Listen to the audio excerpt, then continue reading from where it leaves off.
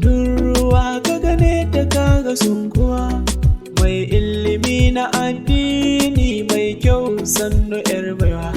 sannan ba tare na mai ya lamarinta tana sanasuwa, mai dacin masoyiya.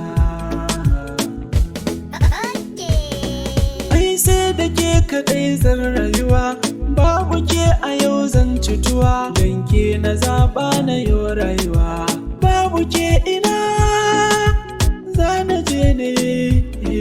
aikin gayar da ni ke kame, san ki ya riga ya yi min, soyayya da ni da ke,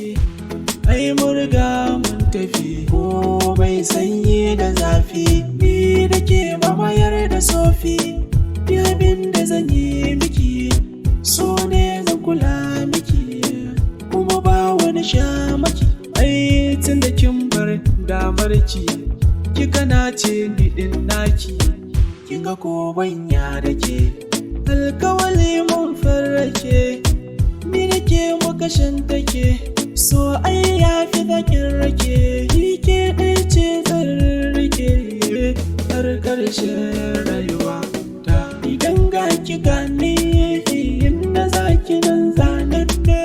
ni da ke amana da ya ce babu tun ki sauya ni na riga na yi nisa, dan san ki ne nake sansa, zana ba da rai na yau fansa, cikin raha da makosa, akan ki na riga da na kosa, na bar ki me zan yi masoyiyata,